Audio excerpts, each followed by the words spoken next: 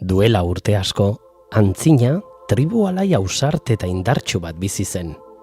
Euren kanpalekua 4 aldetatik 3 oihan basatiak inguratzen zuen. 4. eremu lau eta zabala zegoen, estepa. Baina egun batean arazoak hasi ziren. Beste tribu batzuk euren lurra kentzera etorri ziren eta oihan sakonera bultza zituzten. Oihanean zuhaitzak hain ziren zaharrak, adarrak elkarri korapilatuak zituztela. Eguzki izpiek apenas zeharkatzen zuten sastraka itxia, lurreko zingiretara ezin iritsiz. Eta eguzkia lokaztietara iristen zenean airean kirats nazkagarri bat zabaltzen zen. Tribuko haurrak negar batean zeuden eta nagusiak burumakur eta triste. Oihanetik atera beharra zegoen eta 2 bide besterik ez zeuden.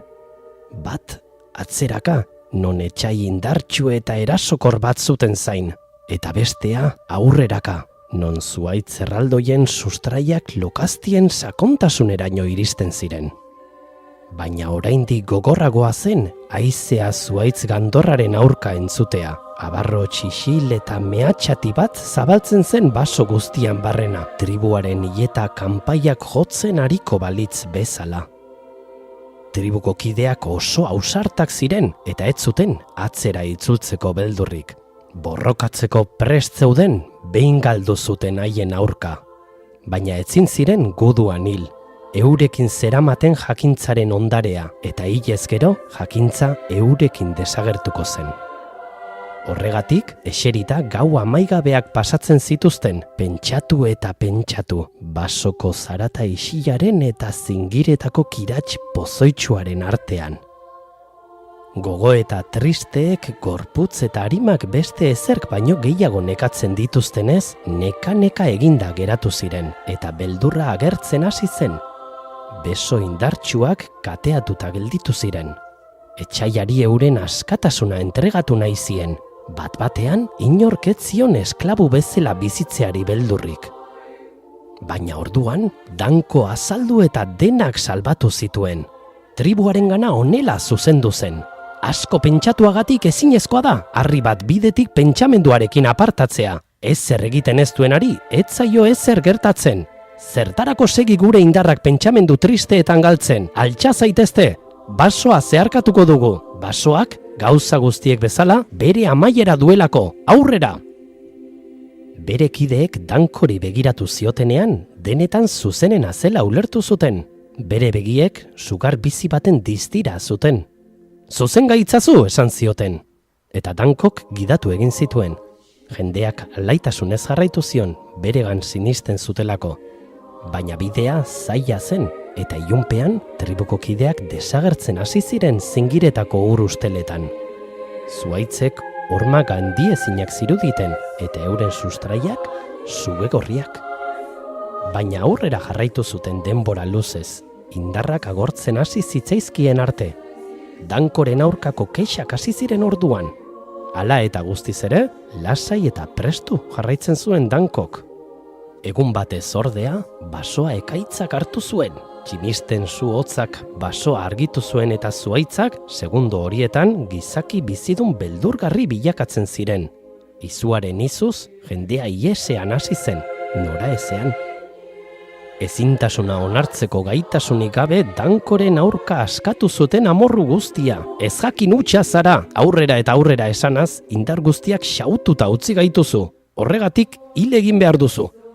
Zuzen gaitzazu esan zenidaten, eta nik zuzendu egin zaituztet, baina zuek zer egin duzue salbu izateko, bidaia luze baterako indarra jasotzen ere ez duzue jakin izan. Hitz hauek Dankoren aurkako haserrea areagotu zuten, hil egingo zara egin zuten horru. Bere kideak piztia basatien pare ikusi zituen Dankok, haiengandik barkamenik ezin zitekeen espero. Dankoren bihotza suminez bete zen, baina besteenganako errukiak bere amorrua itzali zuen. Maite zituen eta bere laguntzari gabe hil egingo zirela igarri zuen. Une horretan, jendea salbatzeko grinak bere anima piztu zuen eta bere begietan su horren distira ikus zitekeen. Baina besteek Zu horri amorruaren zantzua hartu zioten.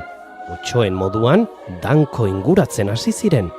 Hau ikustean, gaztearen barne sua berpiztu egin zen eta bere bihotzak tristezia handi bat askatu zuen.